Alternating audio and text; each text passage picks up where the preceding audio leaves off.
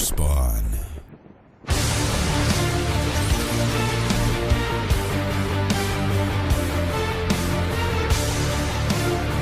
Since it launched in 2002, the Battlefield series has continued to raise the bar for multiplayer shooter games with its stunning breadth and scope, intense action-packed battles, and innovative objective-based gameplay. In the fall of 2011, the franchise aimed for its biggest release yet with Battlefield 3, a game that set a high watermark with its breathtaking graphics and sound and revamped squad mechanics and gunplay. Though Battlefield 3 proved its worth and continues to be popular on both consoles and the PC over a year later, it's time for bigger, better, and badder. That's right, EA has pulled the curtains back on Battlefield 4 in a gorgeous and thrilling trailer earlier this week, and Gamerspawn has the full detailed analysis. The trailer opens with a military unit trapped in a sinking vehicle, desperately trying to escape. Right off the bat, it seems that DICE is going in the same direction as Battlefield 3 with the new single-player campaign, offering a heavily scripted cinematic experience rather than the skirmish-based chaos of its multiplayer modes. While this is undoubtedly disappointing to Battlefield fans who were hoping for a campaign more akin to the game's open-ended online arenas, we're willing to give the developers the benefit of the doubt as we see what the rest of the reveal trailer has to offer. There's also a good chance that the game will open up after some early scripted set pieces designed to introduce characters and set up the story. Just as the player shoots through the windshield with a .357 revolver for most of the squad to escape, the trailer cuts to black and takes us back in time to see how the squad got itself in this desperate situation. A lone soldier moves quietly through what looks to be an abandoned school, wielding an unloaded M16 assault rifle equipped with a scope. The rifle has U.S. Army engraved on it, indicating that part of the game at least is centered around the exploits of a Special Ops Army squad. The flag of Azerbaijan is painted on the wall as this trailer takes place in the city of Baku. As he moves through the empty, decaying hallways, we can see some of the graphical and audio improvements DICE has applied to the Frostbite engine. Advanced lighting effects give the illusion of sun rays filtering through the windows and crumbling roof panels, illuminating dust particles and casting high-resolution shadows on the ground. The contextual interface tells the player to use E to open, confirming we're looking at the PC version of the game. The heads-up display has been modestly revised from the last game, using a more understated gray tone rather than the saturated blues of Battlefield 3. Additions include a numerical health indicator, a permanent mini-map and objective reminder, and a few rearranged and redesigned icons. Enemies appear a floor below the player character, their flashlights again showing off the game's lighting engine, apparently slightly improved from the last game. An American soldier surprises the protagonist, calling him Wrecker and nearly shooting him with his sidearm. Another soldier enters, equipped with what appears to be a silenced scope M4 assault rifle. As the player aims down the street to provide covering fire, we get a glimpse at the flame towers of Baku protruding majestically from the cityscape. A friendly unit is chased by attack dogs through the streets and manages to off them with a gunshot and a knife attack in close quarters. But the enemy is in hot pursuit. They appear to be Russian, the skins looking very similar to those used in Battlefield 3's multiplayer. An explosion rips off the face of a building, confirming the presence of Frostbite's destructible environments. This particular instance appears more detailed than many of the last game's examples. Gunplay looks similar to Battlefield 3 with the same solid gun models, superb sound effects, and improved and revamped iron and scope aiming mechanics. Another explosion destroys a car, sending parts and debris soaring sky high and dispatching the enemies. The player's ally, Irish, is helped up through the building window as he brandishes an M249 LMG. The army unit exits the building, and we cut to another scene. The soldiers receive their next orders to reach the factory roof and get safely extracted from the battle. We get a nice glimpse at how the updated Frostbite engine will handle another type of environment, a lightly wooded urban area leading to their objective, the sprawling industrial facility. The graphics and draw distance continue to impress in this view of the game's landscape, again showing some subtle improvements over the last game.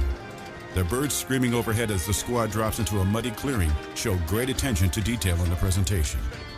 An armored caravan roars past, causing the troops to scramble to take cover, but an enemy technical spots the men and a firefight ensues.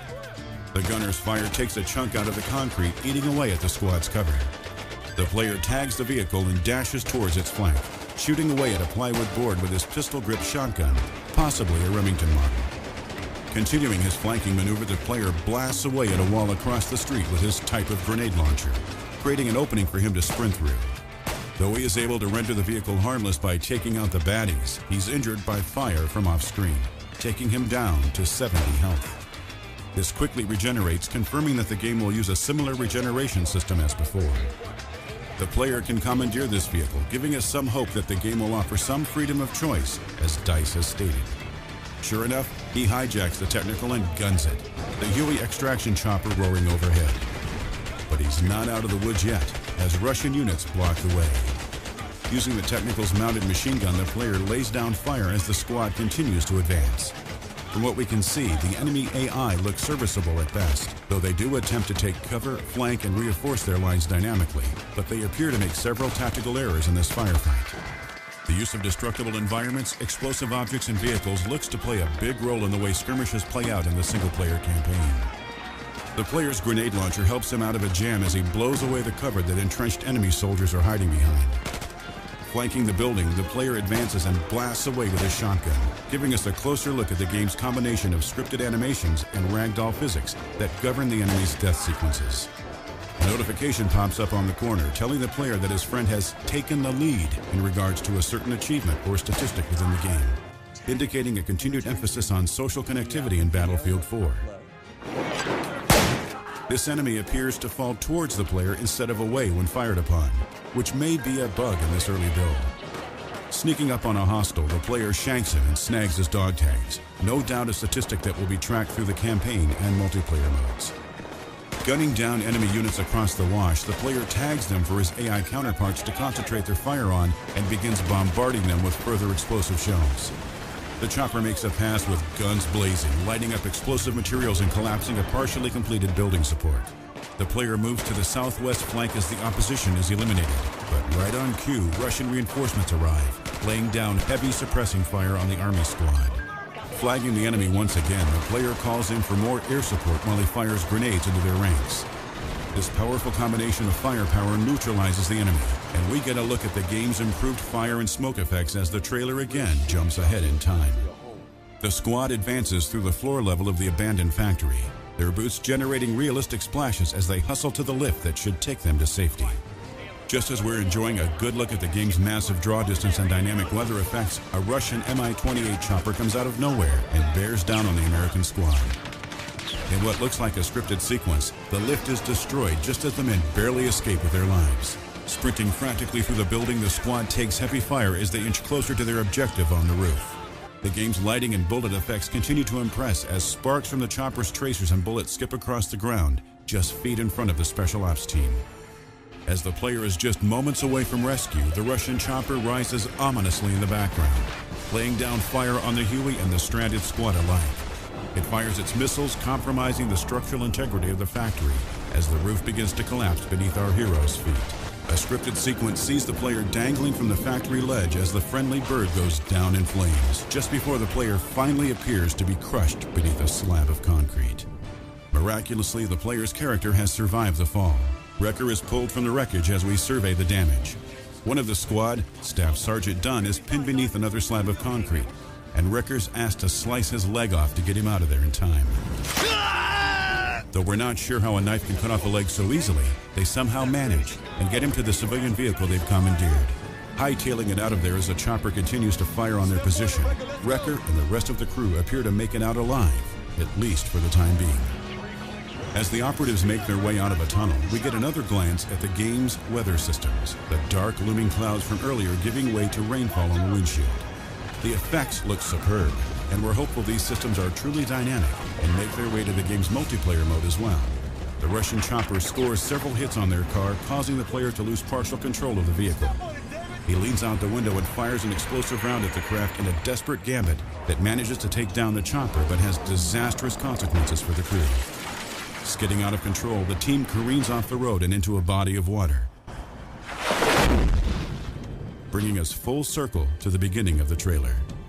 An ominous radio call lets us know that the squad retrieved the intel it needed to at the cost of Dunn's life, and hints that the game will contain levels set in China as the team continue to pursue its objectives. After the trailer fades to black, we get a few rapid-fire slides of other parts of the game. These shots seem to focus on scripted action sequences which are graphically breathtaking. From an underwater set piece to piloting a Zodiac watercraft to cars hurtling towards the player.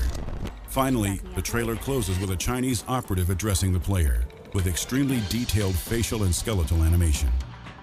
Though all revealed trailers should be taken with a grain of salt, as there are undoubtedly countless changes, cuts, and other tweaks that will be made before the game's release. Battlefield 4's trailers set our expectations for the game sky high in the presentation and gun mechanics department. We do hope that DICE will follow through on its promises that the campaign will open up and allow a certain degree of freedom in the way players can approach objectives. Stay tuned to Gamerspawn in the coming weeks and months as we ramp up to the next big blockbuster release for veterans DICE and EA, Battlefield 4.